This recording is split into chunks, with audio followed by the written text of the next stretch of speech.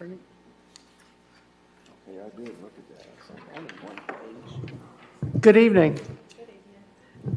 At this time, I'd like to call the Citizens Public Safety Review and Appeal Board meeting to order. Roll call, please. Yes, Jason Allen, Present. Christopher Caldwell, Present. Wally Ferrara he's in excused absence. Ebony Hempel, Present. Barbara Miller, Here. Susan Stapleton, Here. Teresa Thrash is also in excused absence, and Larry Tolbert. Present. All right. So thank you for being here tonight in person, as well as via the city's live streaming platforms. Public comments will be accepted during the times as indicated on today's meeting agenda. Community members that wish to provide public comments over the phone can call 888-382-9556 during the citizen comments period.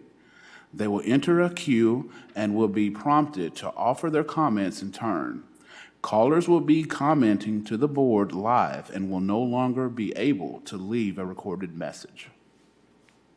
Thank you. At this time, I'd like to have a motion to adopt the minutes by consent. I move that the motions be adopted. Okay, since we have a motion to adopt the minutes by consent, is there a second? There's a second. As the motion has been made to adopt the minutes by consent, the minutes are now adopted.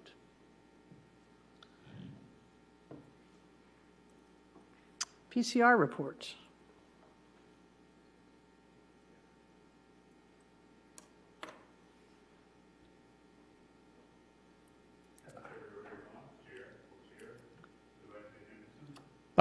Before we begin with the PCR report, just want to give you a couple updates that's happening with the department.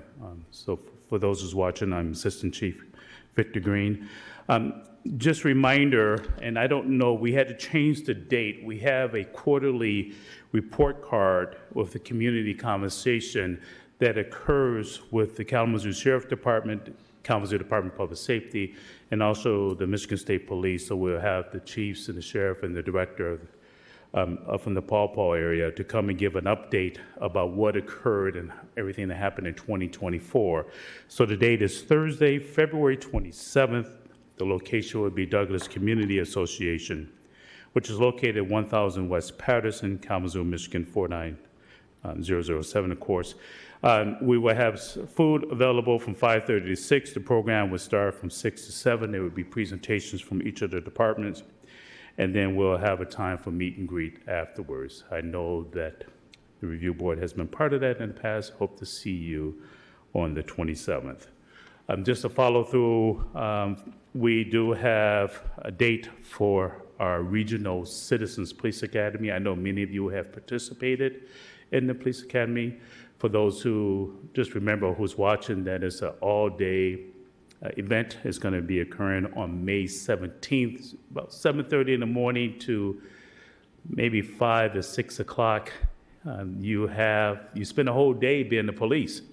You get to ride and drive in a police car. You have a police officer with you, and we have a conversation. So the Regional Police Academy includes Western Michigan University, Porter's Police Department, Township, Kalamazoo, Michigan State Police, the federal agency, DEA. And I hope I got all the regional folks. If not, I'm sure I will hear from other departments that I did not give them a shout out. And then finally, I think I may have brought it up last time I was here, that our community service team that we call the CST team that deal with our unhoused, we have increased our size. They're officially on board now. We went from 2 officers to 4, which we're really excited about. They deal with educating and engaging with the unhoused. They're going to be everywhere, and what's really exciting that we've been able to flex their schedule to have more of a coverage during days and evenings too. If there's no questions, I will bring up Inspector Mason to address the PCR report. Any questions about? Yes, from the meet and greet is 5:30 to 6, and it starts at 6 to what? No, on 5:30 to 6 is the food. Food? And then from 6 to 7 is the program itself, and then afterwards we have a little meet and greet with Okay. representatives from the department. Thank you. All righty. Thank you for your time. I return and yield my time over to Inspector Mason. Thank you. Good evening, everyone. I apologize for appearing so informally before you today, but Ms. Hempel and I had our first day of leadership Kalamazoo, so I'm just coming from that. So you have the PCR report before you. I've given you January, so what we have so far this year. 2024's, just as kind of a reminder, and for everyone else who may be listening remotely, every month, previous years, and actually current and previous years' complaints are updated online. So as we close out 2024's, I think there's 2 that are open, one is under chief's review. Those will be updated monthly online. So do you have any questions from the board on what we have so far in January? I will mention that of the 6 PCRs, one of those is from a repeat from the same citizen. So we have 6 complaints from 5 different complainants. Is that why that one's open? Because I noticed all of them say chief's review except for that one. There's no comment. It just says open. I'm sorry, which number is that? Number 4. Number 4 would be open. So They're all open, but all of them say, one says withdrawn, 4 says chief's review, and that one would looks like he had a complaint on 3 different things. It says open with no comments. Yep. So open with no comments means it's still at my desk. Okay. So if it's just open with no comments means I'm currently investigating it. Once it says chief's review, the case is still technically open, but the chief is reviewing it, so the report is done. Okay. So for this year, yes, for January's cases, there's actually only one that's still being worked on. Okay. Okay. Appreciate it very much. Thank you. At this time, we'll move into board member comments. Thank you, Chief, for reminding folks about the police report card that's coming up. At this time, I'd like to provide the 2024 Citizens Public Safety Review and Appeal Board Annual Report. This report has been reviewed and approved by the board, and after this reading, it will be posted on the Citizens Public Safety Review and Appeal Board website. The Citizens Public Safety Review and Appeal Board provides community oversight of the Kalamazoo Department of Public Safety. CSCRAB hears community complaints that are appealed after they have been investigated by the Office of Professional Standards. The board also serves in an advisory role to improve public safety service and policies and works to build community trust, credibility, and confidence. As noted in the policies and procedures of operation, CSCRAB has the responsibility to provide an annual report regarding the number and types of complaints brought forward with the board and to assess the complaint process. The board may also report on other areas such as police, community relations, effectiveness of policies, and community climate.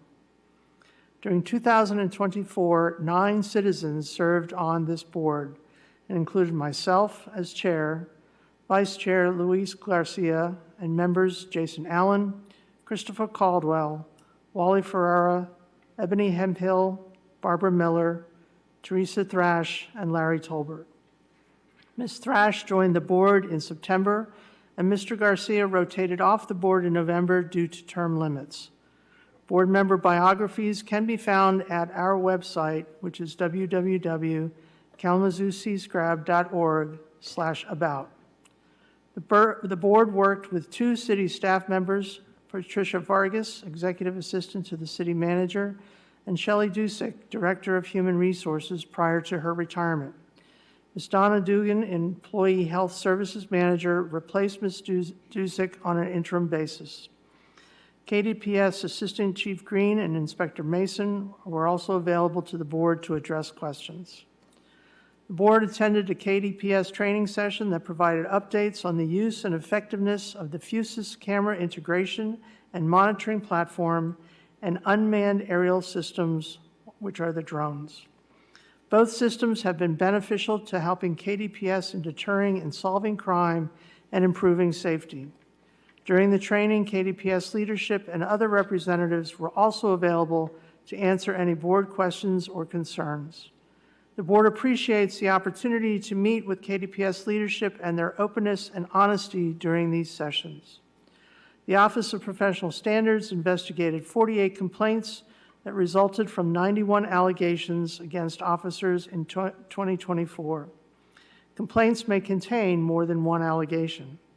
The number of complaints in 2024 was up from 33 in 2023, but down slightly from 51 in 2022. 52% of the complaints were found to be unfounded. A finding on unfounded is used when the investigation discloses that the alleged acts did not occur or did not involve department members. The top 3 types of allegations were consistent with the previous year and were improper investigation or search, unprofessionalism or rudeness, and profiling and harassment. 6 of the complaints after findings were determined by the Chief of Police were appealed and brought before this board in 2024. The board continues to be very active in review of policies in KDPS data and reporting.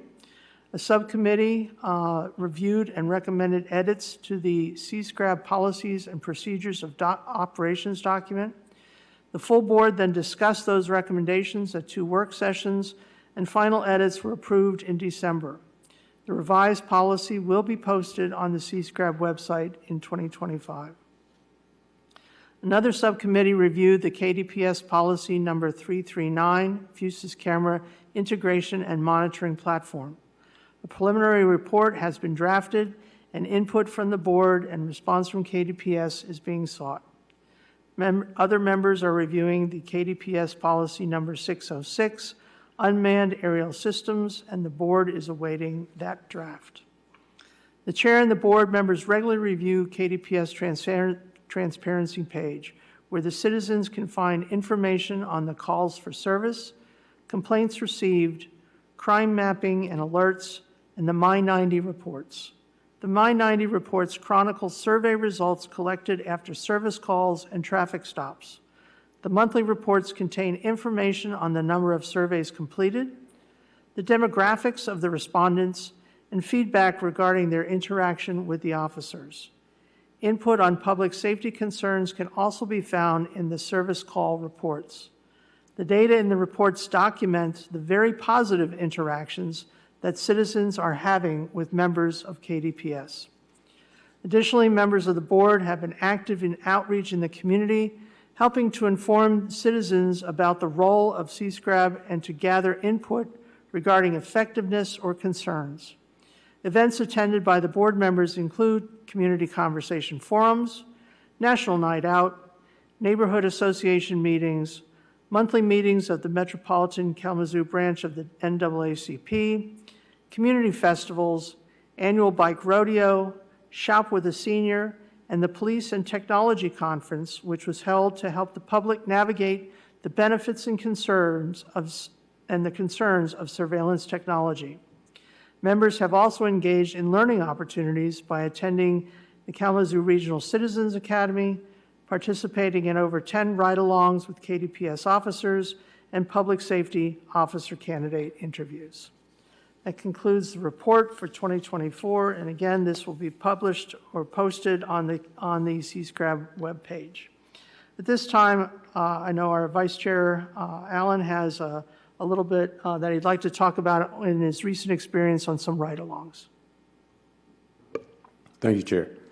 The past month of January, I had the opportunity to do 2 ride-alongs, 3 hours apiece on a Friday. One was in Zone 1, which is the downtown area, and the other one was in Zone 4, which is the north side. It was definitely an eye-opening experience to see some of the interaction with the community, as well as the wider range of calls and dispatch calls and just traffic stops that the officers became involved in.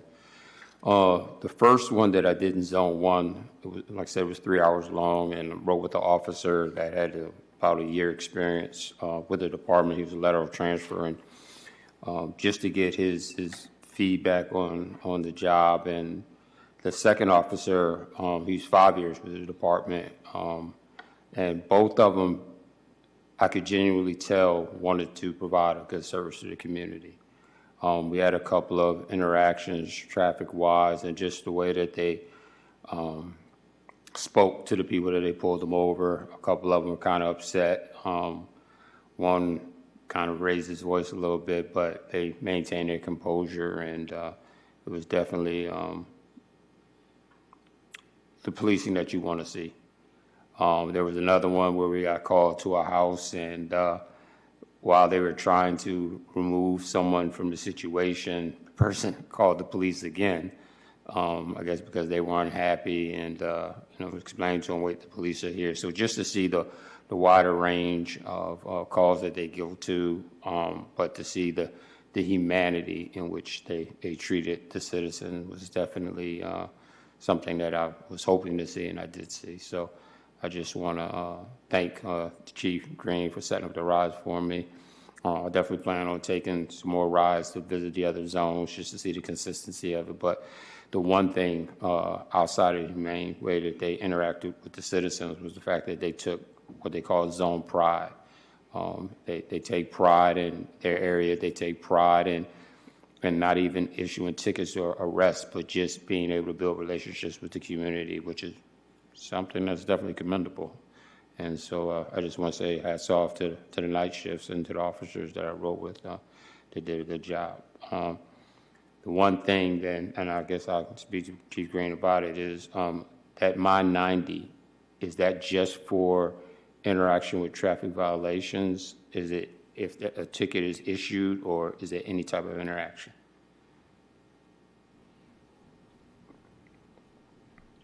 When they issued a My 90? So just remember, My 90 are the independent surveys that go out every time an officer responds.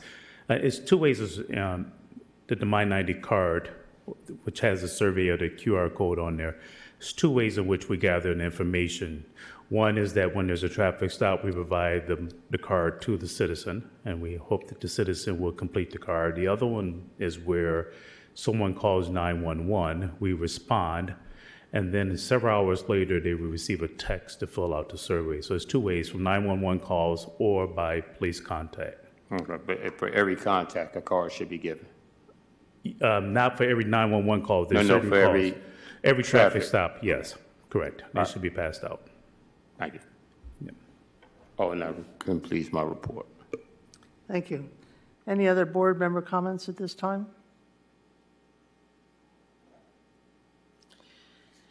Hearing none, we'll move on.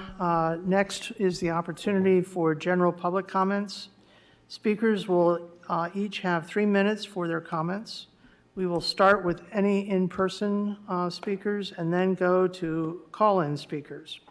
People who want to offer comments via the phone should call 888-382-9556 starting now. And then this goes through the end of the public comment period. While the Citizens Public Safety Review and Appeal Board welcomes your comments, this is not a time for dialogue or give and take between speakers and board members or city staff. Should concerns need to be addressed, we ask that you provide your contact information. Also, please be mindful of the time limit and finish your sentence when time expires. Citizen comments are limited to 3 minutes per person. And at this time, I don't see anyone in the audience to provide an in-person comment. Patricia, are there any call-in comments? I am checking now, Chair.